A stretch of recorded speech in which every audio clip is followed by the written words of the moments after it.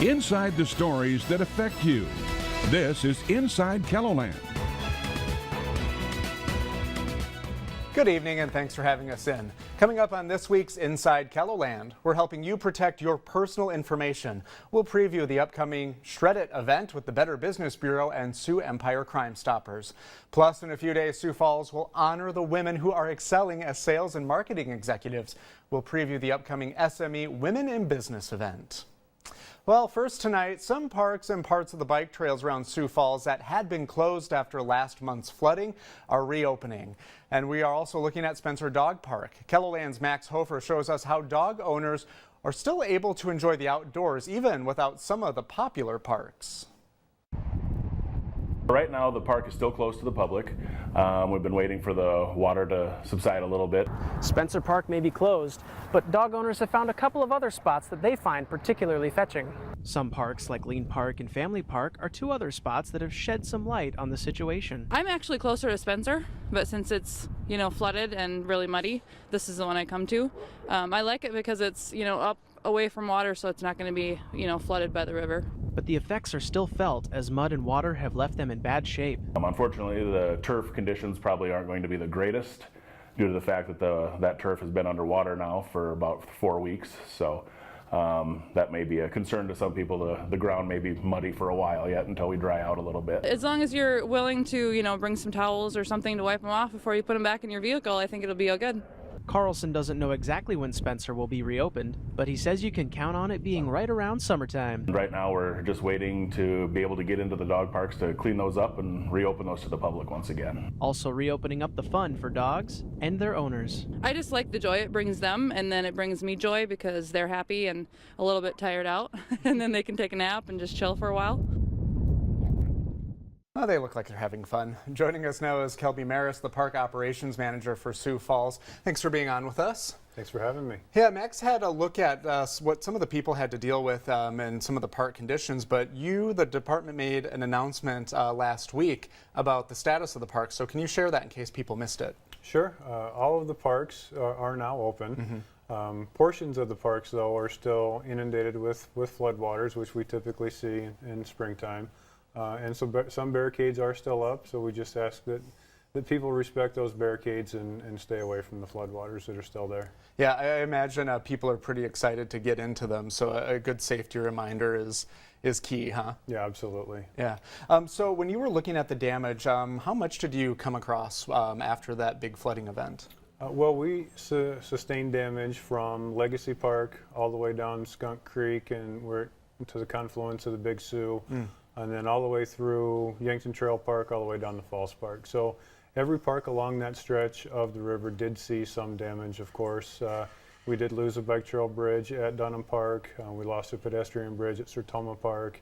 We've got some shelters at Legacy Park that have been significantly damaged. So we did see some significant damage through the park system. And it looks like we're looking at the bike trails now and some of those barricades that were up.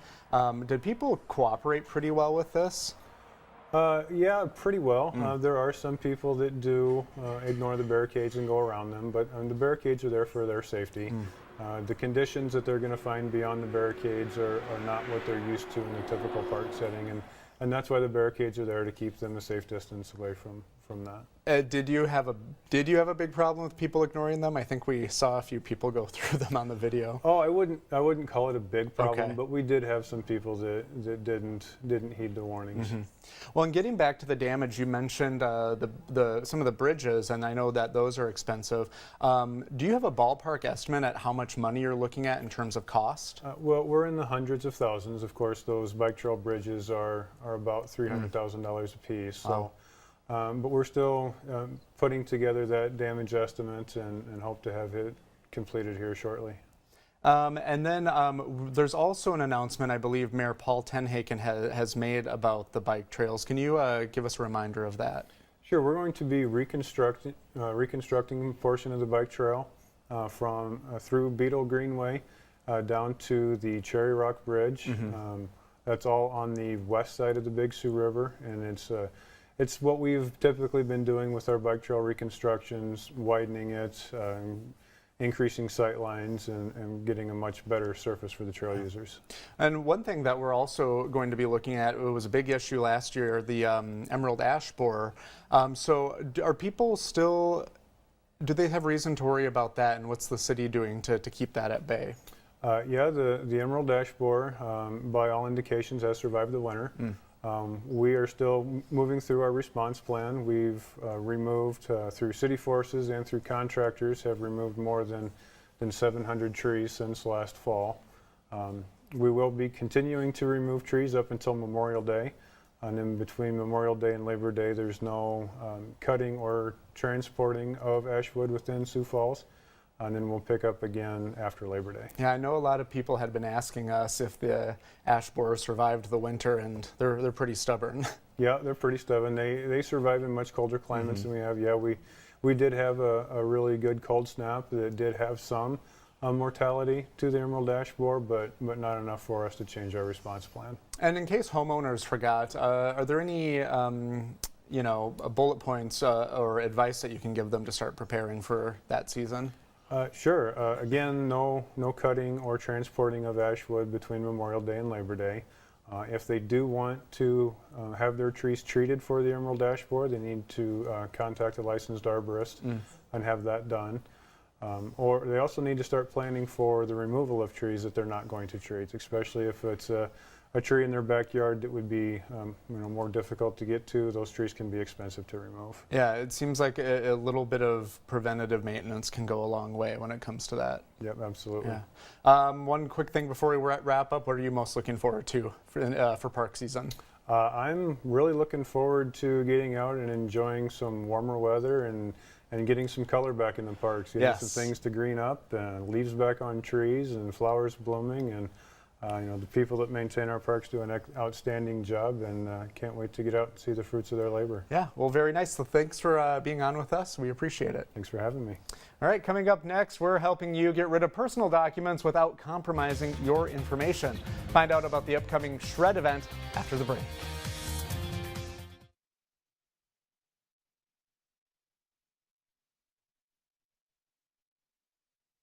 Welcome back to Inside KELOLAND. As you start spring cleaning, you may come across some personal documents you no longer need. So how do you get rid of them safely?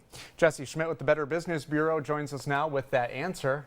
Thanks for being on with us. Thank you for having me. Well, this event that we're talking about, it always reminds me of when I was a kid because we had a personal shredder. And I thought it was so much fun to put paper in there and shred. So I was helping my family keep their personal documents safe. You were, but now that you're not there, Brady, so what do you do if all your kids have moved away? Exactly, yeah. So this is where this event comes in. So tell us about that. Yes, so the Better Business Bureau has been partnering with Crime Stoppers for many years to hold this annual event. And typically we hold it the Friday after Tax Day, which would have been yesterday, but that was Easter Saturday. So now we're on to the 27th. So it'll be Saturday, April 27th from 9 o'clock to 1 o'clock. And we have 3 locations across Sioux Falls. So the west side location is at 57th and Louise at Midwest Bank parking lot. And then our downtown location where our Kelo volunteers help us out is at 13th and Main and the top of that pavilion parking ramp. And then on the east side of town, you just go to Washington High School from 9 o'clock to 1 o'clock. Very easy and user-friendly, this event. And so can you tell us what types of things, documents should people bring? Sure. So we would say bring your old tax returns, anything 7 years or older. Credit card offers that you've gotten in the mail, old bank statements, checks from accounts that you no longer have, old credit card statements. Anything that has any information that might be able to compromise your identity in some way. And the great thing is that you can just put it all in a box or a bag. You don't have to remove the staples or the paper clips or anything like that. Just bring it all down there, and it's a drive-through service. So you drive up and we'll take it right out of your car. So this is like for the people who are like me, who if you get statements, junk mail, those credit card offers, and sometimes I let them pile up. Oh, yes. And you can just get rid of them. Absolutely. Declutter. I mean, I've just had people tell me today, you know what, I just have a box by my trash in my office and I just put all that stuff in there all year, and that's exactly what we're here for. We have 2 great partners that help with us with this, Dakota Data Shred, and then Good Shred, which is a division of Goodwill Industries. And they are nationally certified organizations in document maintenance and document elimination. So they are have certified national organizations, and this stuff, you know, as you can see here, it turns really into pulp, and it's going to be your paper plates and your greeting cards. Yeah, what better way to, you know, help people celebrate than get rid of your old stuff? Exactly, exactly. You know, so for people who might be confused about what should I keep and what should I get rid of, what advice do you have for them? Well, I would tell you, be specific. Go out onto the internet and see, you know, just Google a particular document. But for the most part, if things are 7 years old or older, you can shred it. The things that you would not want to shred are retirement account information, ownership of those accounts, that sort of thing. Certainly if you've satisfied your mortgage, you know how they talk about burning your mortgage. No, you never want to do that. Once you've satisfied that, those are papers that you hold on to for a lifetime. But credit card statements, once they're a few months old, you can get rid of those. Utility bills, all those just unnecessary things that you have lying around that somebody could open a credit card with your name and information on it. Do you find, I know a lot of people are concerned with their cybersecurity and leaving any type of trail online. Do you find that with that focus, do people kind of forget about the actual documents and how they should keep themselves safe in terms of that? Oh, I think, right, because there is just so much to think about, we oftentimes forget about this. Yeah. And we know that this sort of identity theft is very small in nature, but the reality is it still happens, right? So just take a few minutes and really do yourself a big favor, and then you don't need to worry about it. It's not in your recyclable trash. It's not having to go through your shredding machine. Just take it out to us, and we're happy to take care of it for you. And then one last thing before we go, I mean, is this just one little thing people can do so they can save themselves the hassle of losing money, losing their information and all that? And I would say relieve some anxiety as well. You know, we're constantly having to be on guard about how to protect your identity. Why do anything that would compromise that situation for you? So just keep all those documents together and get them out to us, and we're happy to dispose of them. All right, and in case you missed it, we do have the information about the location. So it's Saturday, April 27th, 9 a.m. to 1 p.m. The 3 locations are Midwest Bank, Washington High School, Pavilion Parking Lot, and Ramp. All right, thank you again for being on with us. Thank you. We'll see you all at the Shredded event. Still to come on Inside KELOLAND, we're previewing the upcoming Women in Business event coming up next.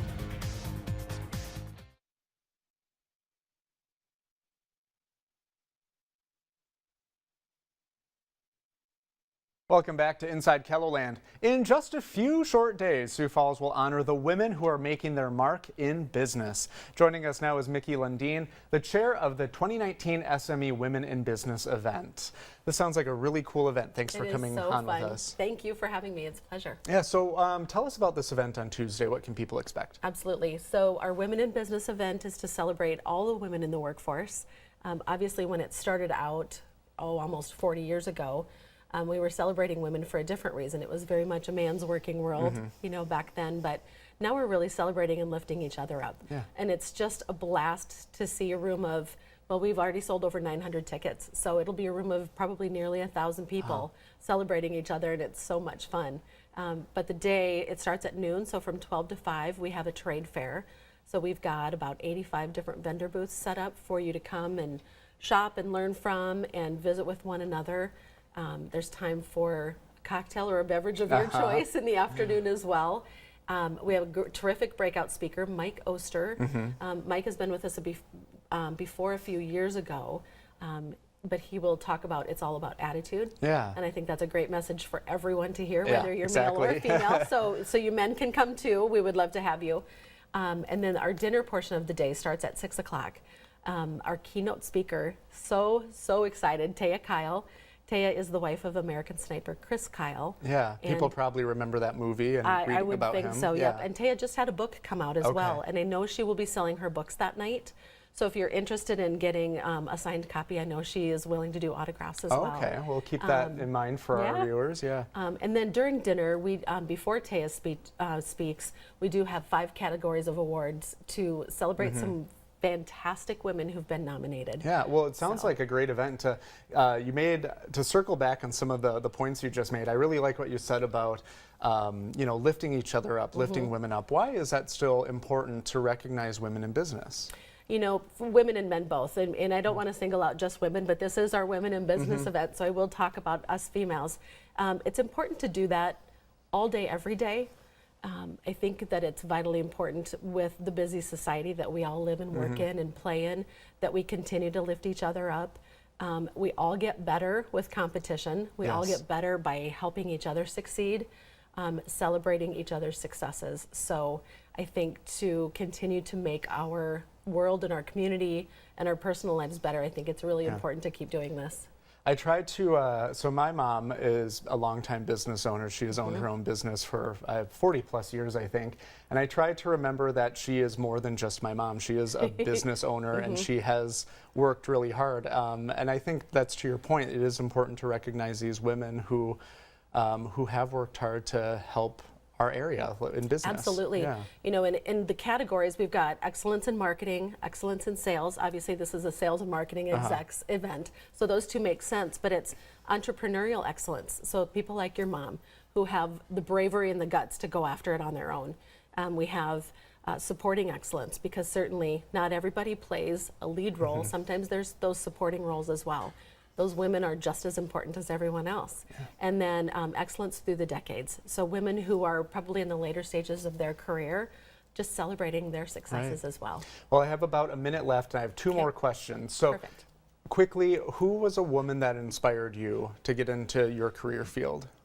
Oh my goodness. Well, no pressure. No pressure at all. I'm a bit of an anomaly because I spent the first half of my career in banking and finance, and now I'm in healthcare PR. So totally different. Yeah. There was no rhyme or reason to my career path, but someone who inspired me was, I'm just going to pick one out of, there's so many. It takes a village.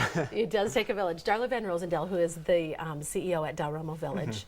She unknowingly mentored me along the way. I served on her board of directors, and it was just really fun to see a woman in such a high capacity role, juggling lots of balls, wearing lots of hats. So very nice. And in my last question, if people still want to go to this event, how can they get there? Absolutely. We do still have room for folks. So I know it's getting really close. The event's in just a couple of days. Write that down, everyone. Yep, SMESiouxFalls.org.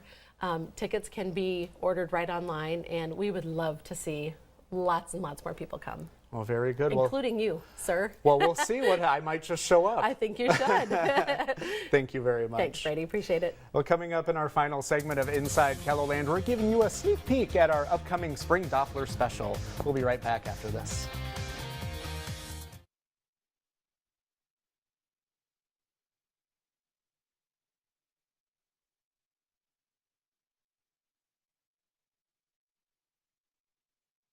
Welcome back to Inside KELOLAND. You know what? It's finally springtime across the country. We deserve this. Well, that means it's time for our Spring Doppler special. Meteorologist Grant Smith joins us with a preview of tomorrow's show. So do you have spoilers for us? I'll try not to spoil too many things. I think the big thing people are going to want to be interested in is Scott Munt's forecast for the summer. So I'll try not to give away too much of that, but yeah, we got a lot of good things going on.